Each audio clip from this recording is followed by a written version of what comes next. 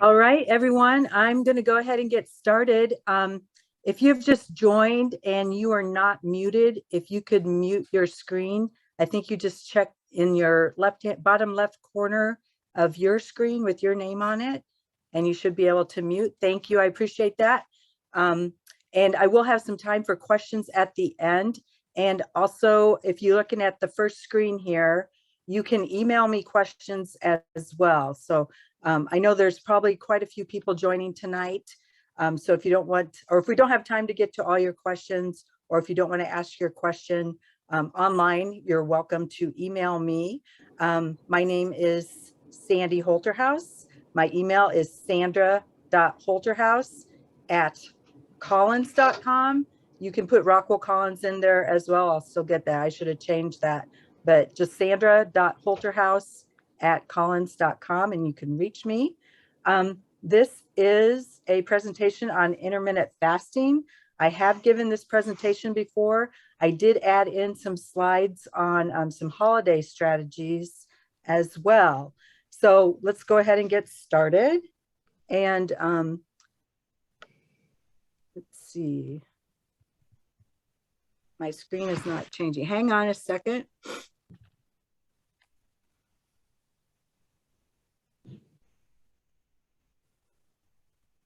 There we go. So first slide here, just a kind of overview of what we're doing tonight, what we're going to talk about. First, I'll talk about the benefits of intermittent fasting, and then why you shouldn't intermittent fast if you have certain conditions. So we'll talk about those. I'll talk about the different types of intermittent fasting. A lot of people are just familiar with the 16-8, the 16 hours of fasting followed by the 8 hours of feeding. So that's a very popular one, but there are different ways to intermittent fast if that one doesn't work for you. I will talk to you a little bit about how I use intermittent fasting in my practice. I usually don't start people out intermittent fasting unless they have a pretty healthful diet already established. And then also we'll get to some holiday strategies. So some of the benefits of intermittent fasting could be weight loss. I don't like to tell people that's the number one benefit because some people will experience some weight loss, some won't. But it depends on like what type of intermittent fasting protocol you're following, where you're starting out with as your weight, certainly. But there are lots of other like benefits to intermittent fasting, metabolic in particular. So just looking at the slide here, that improved insulin resistance. So the insulin moving the sugar into your cells better, possibly some visceral fat loss that reduces insulin resistance as well. There's increased production of that human growth hormone. If you think about that hormone in our bodies, it's the hormone that kind of keeps us young. It keeps our fat weight down and our lean mass up. And we start to lose that as we get into our middle ages, into 30s and 40s. It also helps with insulin resistance and keeping the blood sugar stable. So that's one of the benefits. We can produce a little bit more of that with intermittent fasting. There's improved gene expression for longevity. So in particular, if you've heard about the telomeres in the cells, trying to keep those telomeres as long as possible helps to increase our longevity versus having shorter telomeres. So that's part of that gene expression. It can also help with cellular repair. So if you're thinking about, say you eat till like 9 or 10 in the evening, you're having your last meal or you're having some drinks. When you go to bed, then your body has to digest that food that you've just eaten. So your body is working on that digestion instead of repairing. So if you stop eating, say, let's just give an example of 7 p.m. and then you get to bed by 10 or 11, and then you have more time, say it takes about 6 hours usually on average for most people to digest their food. You have the rest of that time for repairing. So the liver gets to do a lot of work during that time besides just the digestion of food or creating hormones and and other enzymes for the digestion of food. So great opportunity when you give yourself more time between feeding there in the intermittent fasting. It can help reduce inflammation, which we know helps promote heart and brain health. So just a lot of different information on inflammation out there right now and how unhealthy it is to have inflammation in your body. I'm just going to mention, if you happen to be unmuted, if you wouldn't mind muting your microphone. Thank you. Also, cancer prevention and anti-aging, that's been shown in animal studies. And, you know, one benefit, if you're doing a lot of meal prep and cleanup, spending a lot of time doing that, if you start eating later in the day and stop eating earlier in the evening, then that cuts down on some of that time that you're spending doing that. So who should not intermittent fast? We should not have our children intermittent fasting. They need lots of nutrition for growth and development. We also don't recommend it for people who have eating disorders because they tend to be on the, you know, the black all in or all out type of side. And so putting someone that has an eating disorder on an intermittent fast is not necessarily going to be a good thing for them, because it can start to bring out some of those tendencies that are a little bit too extreme. We do recommend that you ask your doctor if you have diabetes, if you have low blood pressure, or if you're on any type of prescription medicine, that you discuss with them if you should start to intermittent fast. And of course, women, if you're pregnant, breastfeeding, or trying to conceive, we don't recommend intermittent fasting for you at that time. So here are popular intermittent fasting diet patterns. And like I mentioned, that 16-8, that's probably the most popular one. So basically you have an 8-hour eating window, and a lot of people choose something like 10 to 6 or 11 to 7 during the day. And then after that period of time, they stop eating, so they don't eat for those 16 hours. Now, generally, the studies have shown that that 8-hour window works really well for men, but some women might benefit just as well from doing a shorter window. So maybe a 10 to 12-hour window and still get a lot of the same benefits. So the next type I want to talk about is the 5-2. That's no eating or minimal calories 2 days per week. I have had people try this type of fast, and usually a lot of the feedback I get is that they do better off if they don't eat at all on those days, because once you start eating, you know, you get the juices flowing, then you probably want to continue eating. I think that's how we all learn to overeat. So anyhow, when they say minimal calories, generally they're talking about 500 to 600 calories per day. So that could be a pattern that might work for you. You could certainly try that pattern. But again, just you might want to experiment with the different patterns if you're very serious about trying to intermittent fast. We also have the eat, stop, eat. That's a 24-hour fast, 1 to 2 days per week. So it could be very similar to the 5-2 if you didn't eat on those 2 days.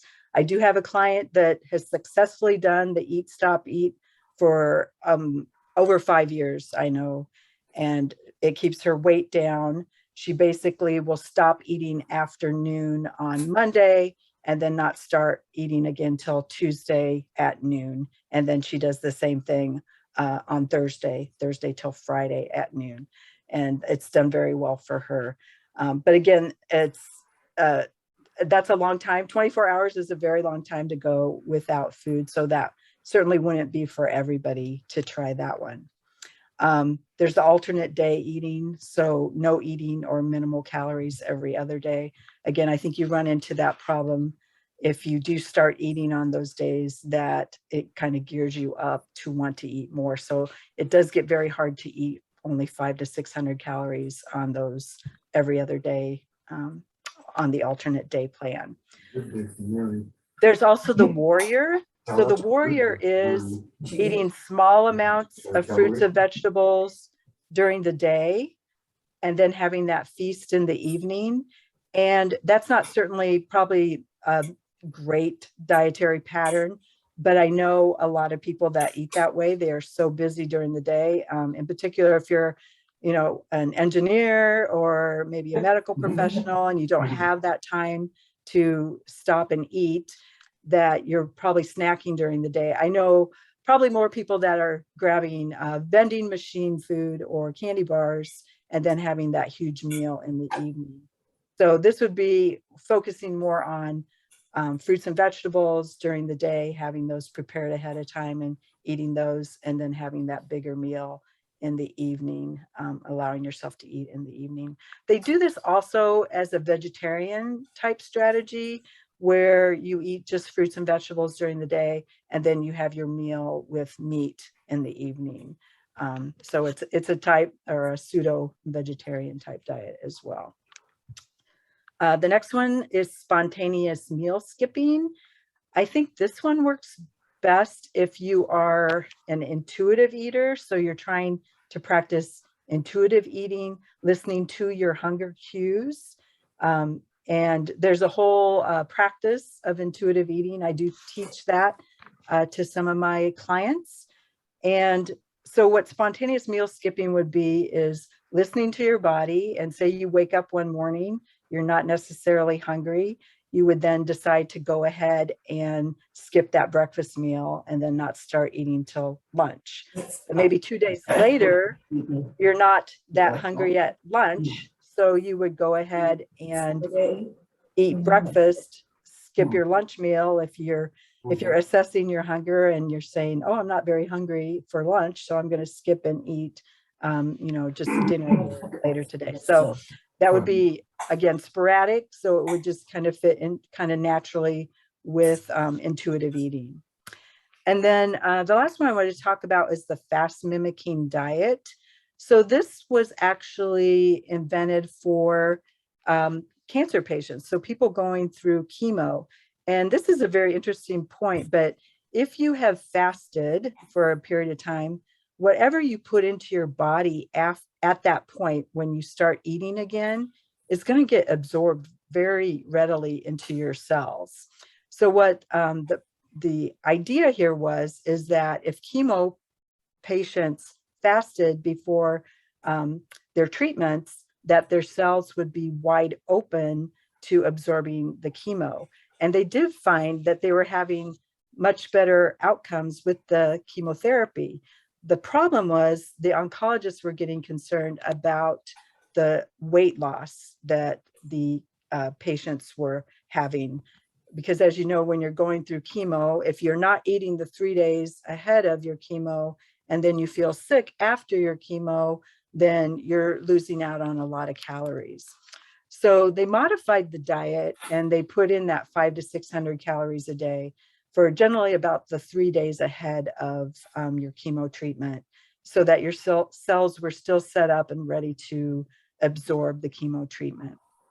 And they found that it worked just as effectively. Now, the fast mimicking diet has been taken out of like the oncology field, and I know athletes do this sometimes. They're trying to reap those benefits, those metabolic benefits. And in general, what I've heard is they will do 1 week of a fast mimicking diet, and then every quarter, so every 3 months, they would do the fast mimicking diet or try it for 1 week. And this is a very specific diet. You can look it up online, and the macronutrients are strictly controlled.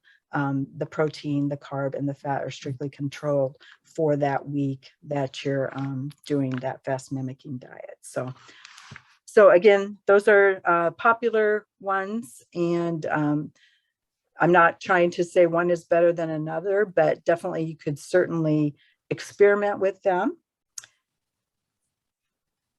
So this is how I use intermittent fasting in my practice. My first step with any client is to try to establish a sustainable eating pattern, so a healthy eating pattern. And I listed some of the diets up there that I commonly use. with people. So Mediterranean is a huge one. It's very anti-inflammatory. It's been voted #1 diet by US News and World Report for like 4 years in a row now.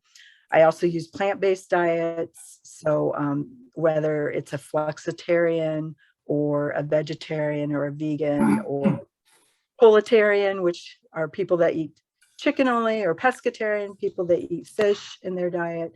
So there's a lot of different types of plant-based diets. The DASH diet, which is dietary approaches to stop hypertension. That one can be used for hypertension, but also for weight loss. And it's very anti-inflammatory as well. I mentioned the intuitive eating. I use that with clients that don't want to spend a lot of time focusing on counting calories or that type of thing. They want to start getting more in touch with their hunger cues and their fullness cues. So that's another thing that I use in my practice. I might use a healthy carbohydrate diet, so spreading carbs throughout the day if people are trying to control blood sugars. Or a whole foods type diet. So you're getting away from processed foods and eating more of those whole foods. So that's the first thing I like to establish with a client. And usually I learn that in our first meeting when we're talking, I get a food recall, do a food recall. We get that kind of information. Then I want to start kind of tweaking the diet. If I know that you have a sustainable, established, pretty healthy diet, then that might be when I would have you start to experiment with some intermittent fasting, especially if you're trying to lose some weight or get some metabolic benefits. If you have, high blood pressure or high blood sugars, that type of thing. And there's a lot of ways I start people on this. So maybe like a 12-hour eating window a couple times a week. And I can tell you it's really difficult with people that are night eaters that like to eat late into the evening to try to get that window in. So starting with a 12-hour can certainly help a lot of people to start to establish an fasting pattern, or maybe a lifelong pattern if they decide that it works really to stop eating at 7 and not eat till 7 the next morning. So pretty healthy overall. That spontaneous meal skipping, if I'm working with someone that is trying to learn more intuitive eating, I say you don't have to eat every meal. You can't skip a meal here and there if you are, not hungry. And then And your diet. and that until Someone's on, has their microphone on. I can hear them. If you would mind checking to make sure your microphone is off. Thank you. So another thing I might work with people when we're tweaking their diet is reducing or removing alcohol intake. And I know people that lose a lot of weight during the week by working out. I shouldn't say a lot of weight, but they maintain their weight or lose a couple pounds.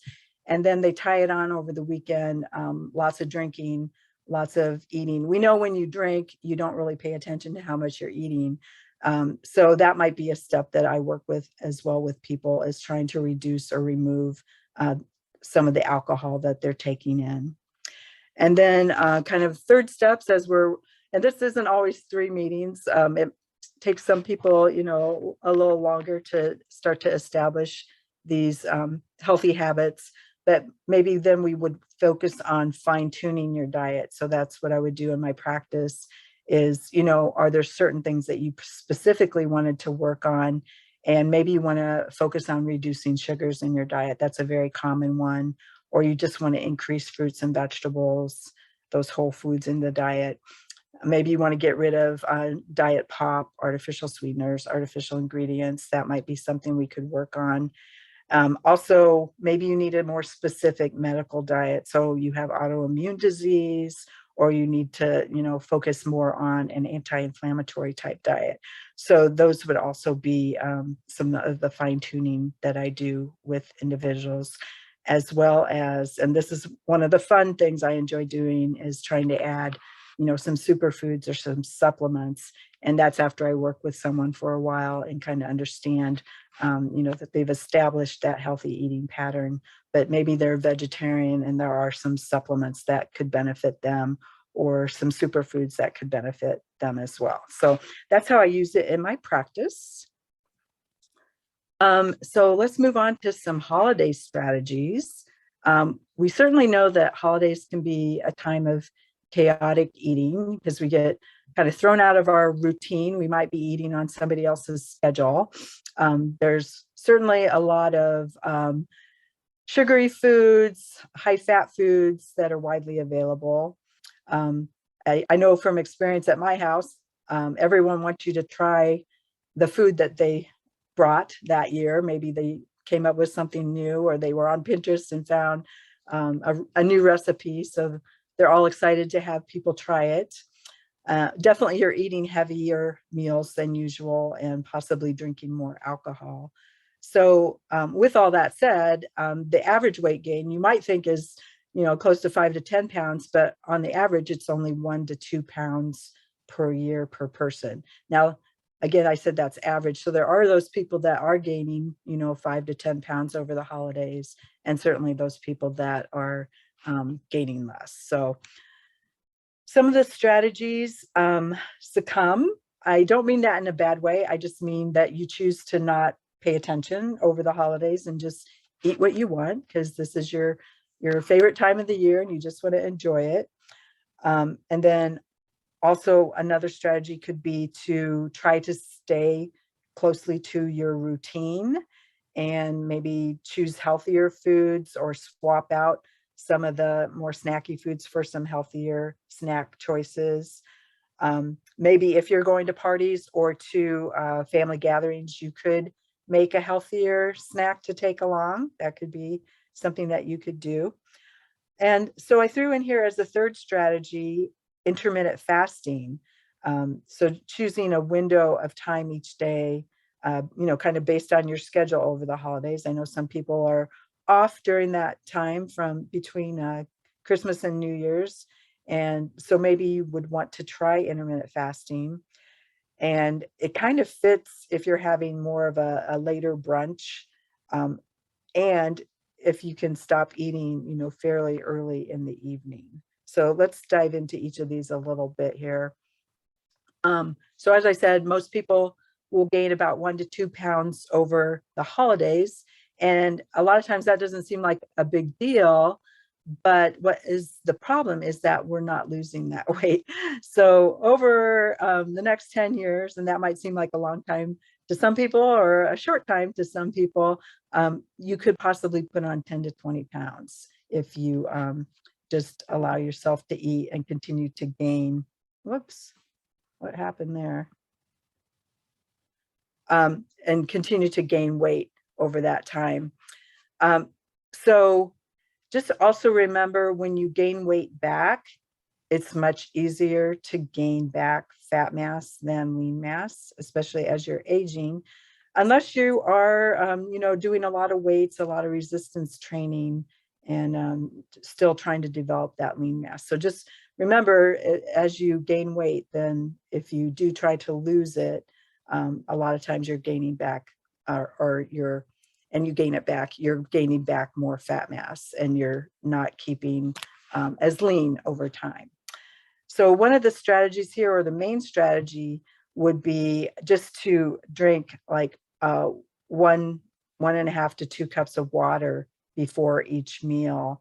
They have found, studies have shown that helps you eat less when you're having your meal. So it can help reduce appetite and therefore your weight. So if you are going to not really pay attention to what you're eating over the holidays, I would recommend that as a good strategy, trying to get in plenty of water, and particularly before you sit down to have those meals. So routine. So since we tend to get out of our routines, this is going to take a little bit more planning to stay in your routine. I am a person that likes to be in a routine, so this one tends to work best for me.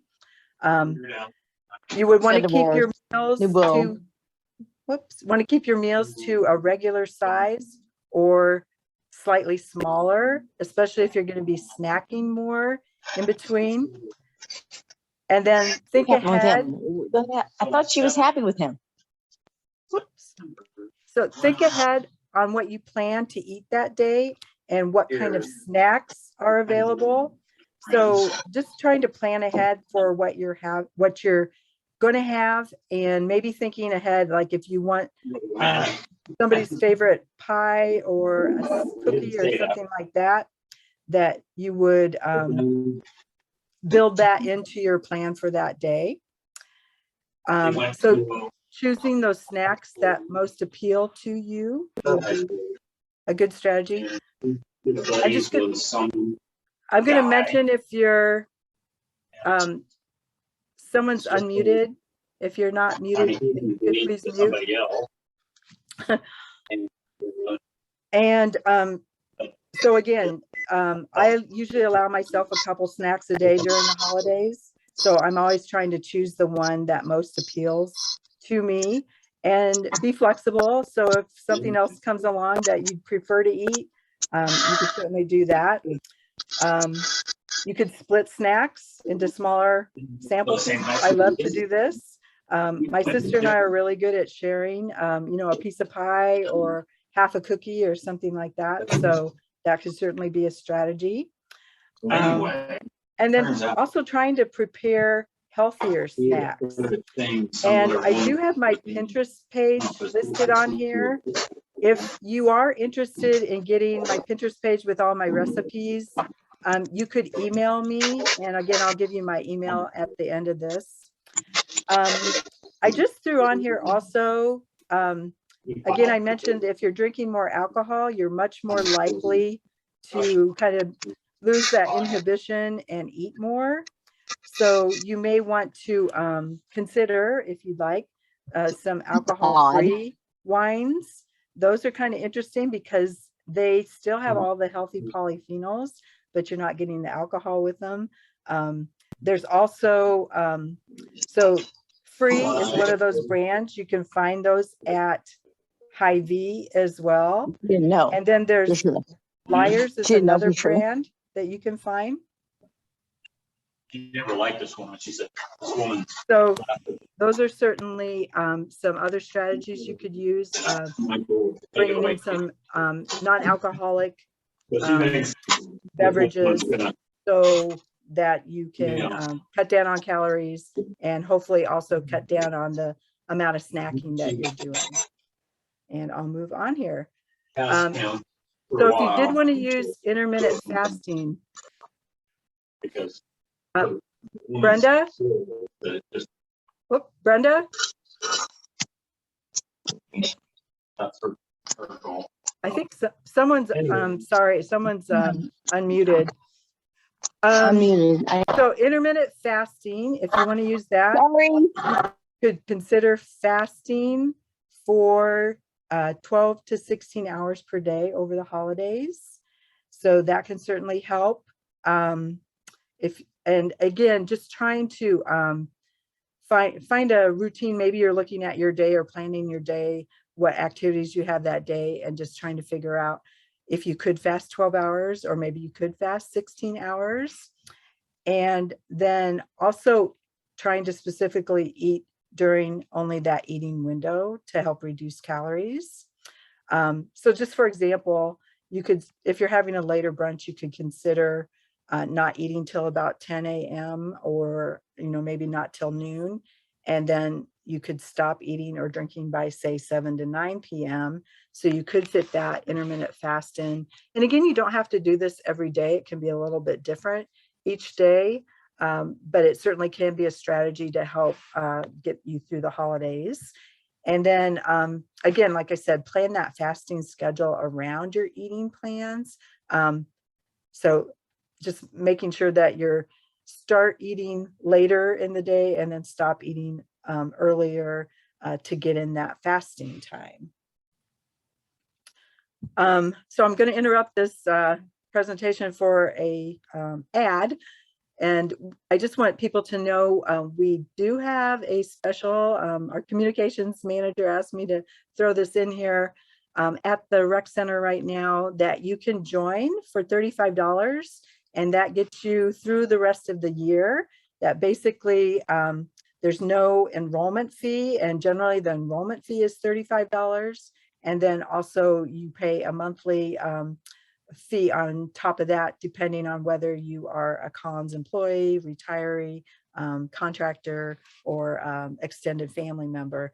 So this is a great deal. If you are interested in joining, that is available. You just stop at the front desk, fill out the paperwork. You do need to have your sponsor with you, or have them, you maybe call ahead to let us know that you're coming. Some of the stipulations are on there down at the bottom. You do, if you are under 18, you do need to be accompanied by an adult to join.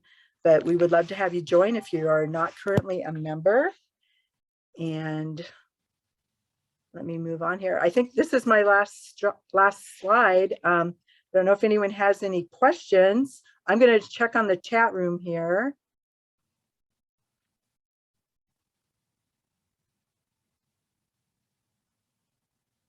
Okay. Thanks. Okay, so mostly was on muting. I see that. I could not tell who was not muted all the time there, but and then there's a question on the extra 35. No, so if you join under this promotion, we only charge an enrollment fee when you initially join. It's not an annual fee. So you would not be charged an enrollment fee if you do that, if you join right now. And then your first payment, you do have to hand in a payment method, and your first payment would start in January. And so that is what you could do if you join with the special. And I can't tell you enough about our staff. We just have a fantastic staff. And we do have free programming for you available, so you can do like a weights program or a cardio program that can be set up for you free. You can also pay additional and do personal training. There's a slight fee for seeing me as well, but I'm available to you at a discounted price as a member. So all that great stuff. Do you guys have any questions for me? I didn't see anything else in the chat there. If you do and you want to unmute and ask now, that'd be great. So when you said that that you could do intermittent fasting for the metabolic benefits, was that everything that was on that slide about all the benefits? Or when you said metabolic benefits, what exactly did you mean? Sure. So generally when I say metabolic benefits, and that's a great question, usually we're talking lower blood sugar, lower blood pressure, and improved cholesterol levels. So those are kind of the big three that we see. But you might also notice other benefits like less bloating, clearer thinking. So those are some of the other things that have been kind of also talked about with people that reap those benefits of intermittent fasting. Sandra? Yes. I wasn't quick enough to write down the addresses, the website addresses that you had in there for like Pinterest and wine and stuff. Oh, sure. Would it be possible to send the link to the presentation so I can go back and get those later? So I'll tell you what, if you wouldn't mind emailing me, I can send that to you. Okie dokie. Yeah. And my email is Sandra.Holterhaus. That's HOLTERHAUS @collins.com. Great. Yeah. So if you don't mind emailing me, or anyone else online, if you don't mind emailing me, then and just tell me that you'd like, the Pinterest address or the slide with that, I can certainly send that to you. You guys have any other questions?